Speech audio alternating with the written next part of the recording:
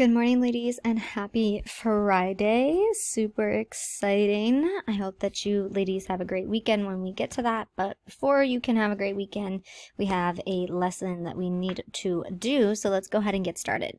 So again, the learning target for today is the same thing as in your packet.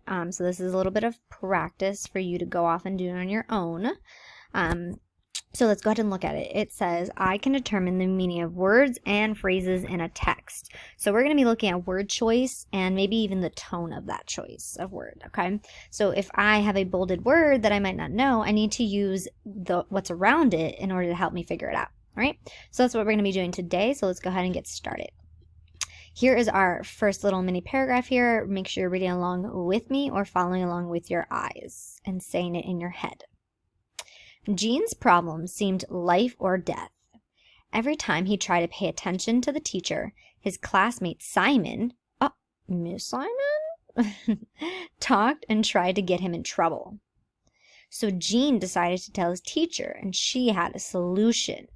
She moved Gene's desk away from Simon's. Problem solved. All right, so there are many clues in this passage that help you figure out the meaning of this word, solution, okay? And you might already know what the word means, but if you don't, there's a lot of things that you can do in order to help you figure it out. So which one of these would be the best definition? The answer to a problem, a new desk, a plan, or a good idea? What would be the best definition here? What are some clues you could use here? What are maybe some key words that kind of stick out to you? Well, there's a problem, right? The problem is that Simon keeps talking to Gene and getting him in trouble. So Gene tells the teacher, and that's when she has a solution. So I see that I have a problem and then a solution. And the solution is that she moved Gene's desk away from Simon's. So using those clues, do we think that it's the answer to a problem, a new desk, a plan, or a good idea? Which one could you immediately get rid of? A new desk, right? That does not have to do with this, and that does not have to do with our word at all. So that's kind of a get that one out of there. Now the other three are pretty similar, but there's one that sticks out to me as being the best. Yeah, it's the answer to a problem. Yes, it might be a good idea, but the specific answer for the solution is that it's an answer to a problem, which is what we had. We had a problem. The solution is the answer to that. All right? Awesome. Let's go ahead and look at our next one. I have two bolded words here. Oh boy. Okay, let's see. Hamad had worked to develop a new spacecraft. It could travel to the outer planets.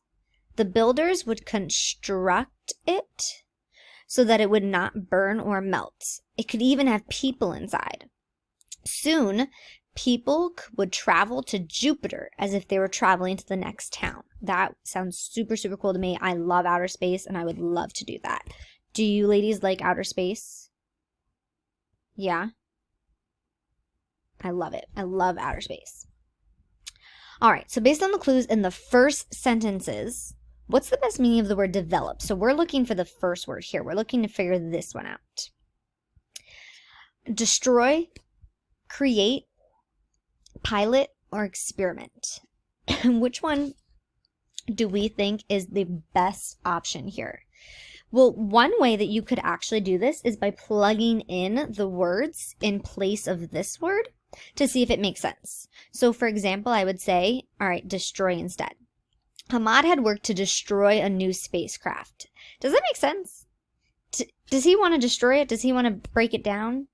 No. So that would help me eliminate that one immediately. The other one is create.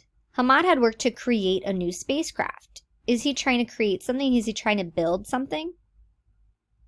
Yeah.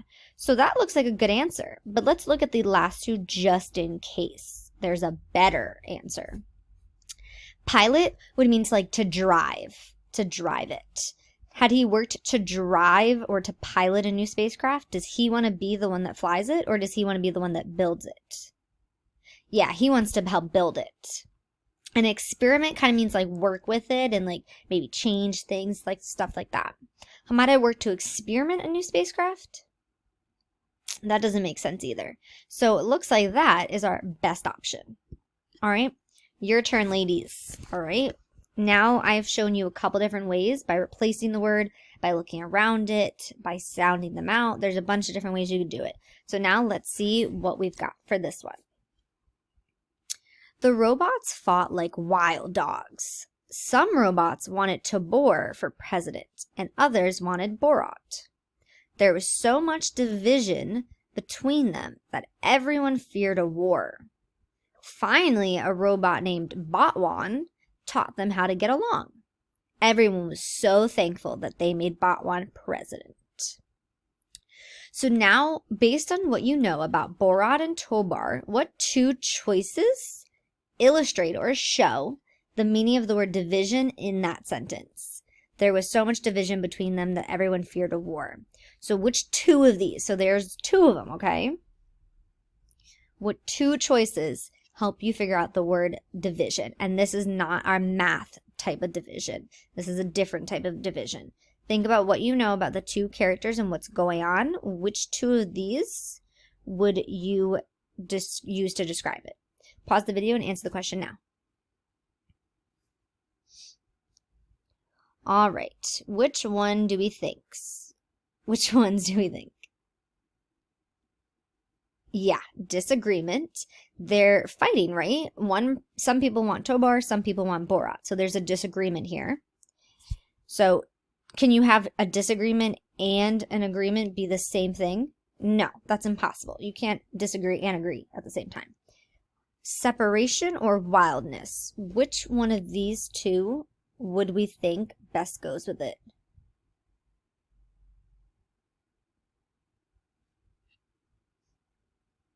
I agree. A separation, because they're on one side versus the other side. Excellent. All right. Let's see the next one. Mariah was as busy as a bee. Oh, this is figurative language, ladies. If you're busy as a bee, are you actually a bee? No, but you're super busy because bees are buzzing all around all the time. Okay, so that's what that means. She played tennis and piano, and she loved to cook. Her sister Gemma was the opposite. She was so disinterested in life that there wasn't much she wanted to do. But Mariah had a plan to show Gemma how to have fun. All right, so again, we're thinking about the differences between Mariah and Gemma in the passage. Mariah is busy. She likes to play tennis, piano, cook. But her sister Gemma is the complete opposite of that. She doesn't really like to do a lot of things. What is the best definition for the word disinterested? Disinterested. I want you to think about this, ladies. Go ahead, pause the video, and answer the question. All right, if you're back and you're still unsure, I'm going to give you a little bit of a hint, all right? Make sure that we are breaking down the word when it looks like this, especially here. Princeton and Harvard, we talked a little bit about this. Yale, I don't know if you guys have. But when I'm seeing this word, I'm seeing dis, which that's a prefix, as we've talked about a little bit, and then interested. If you know what the prefix dis means, then you would know that this means not interested or uninterested. And interested means, well, I don't really care. I don't really like anything. I'm not really into it. I'm not interested. Okay? So now, having that clue, which one do you think it is? If you don't already have an answer. Yeah. Not caring, right? It's not that she doesn't have a lot of energy, but she just doesn't care. She's disinterested. She doesn't really care about everything. So Mariah needs to help her figure out what to do. All right? Excellent. Excellent, excellent. And that is it, ladies. Very good job we did very well with our learning target of being able to figure out the meaning of words and phrases in a text. Now take what you've just learned and the strategies that you've learned and apply that to the packet. And make sure that you are also checking out the other videos for the day, and that you've done Zern and you've gone on to Freckle and you've worked on the assignments. Ladies, some of you I've seen have gone on to Freckle for Harvard and Princeton and have been doing math only. That's okay if you want to do math as some extra work, but you need to make sure that you're doing the ELA assignments that are on there. They're in your backpack at the very bottom of the page where the assignments are. They're listed by the date, so make sure that you are doing those specifically, ladies. That's what I am grading you on, and that's what I'm checking for. All right?